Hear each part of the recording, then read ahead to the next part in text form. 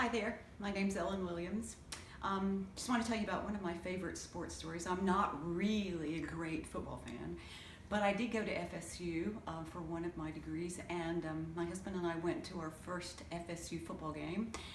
And it wasn't that I was so wild about being there, but the Seminole Indian, came on to the field on his big horse. People were cheering and screaming and yelling, and he comes up and the horse rears up and he's got the lit spear and he throws it down into the ground, and like thousands of balloons go up into the sky. It was just fantastic. It was wonderful. And then I didn't even really care if they played football or not. It was just such a dramatic, theatrical moment.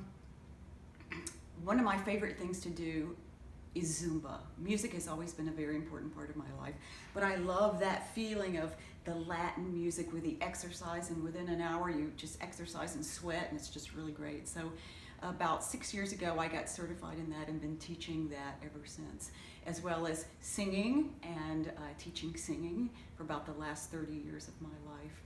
So food I like to eat pretty cleanly, like macrobiotic, sort of kind of close to vegan, but I do like fish and a great glass of wine, white wine.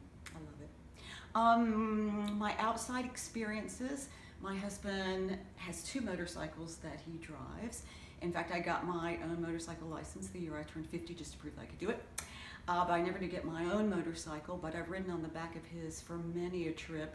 One into the 4 corners of the Southwest, and I rode on the back for about 2,900 miles. Going to the Grand Canyon on the motorcycle, going to Montana on the motorcycle, beautiful, beautiful places.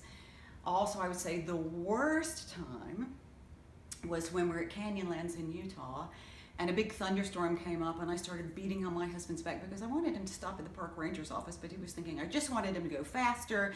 But no, I was thinking that maybe our daughter would become an orphan if we didn't stop and actually take shelter, but he didn't do it. So anyway, we had a good laugh about that afterwards. That's probably my worst experience.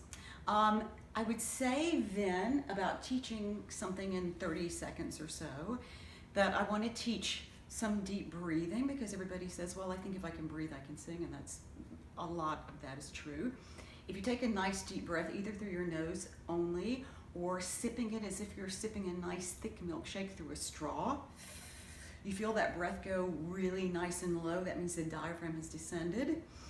So you feel that stretch out through there. And then I want you to go and do a lip trill on the exhalation. We're going to go as low as we can and as high as we can.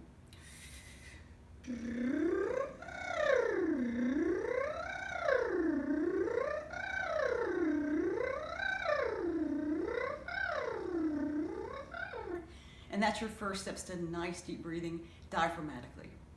Thanks.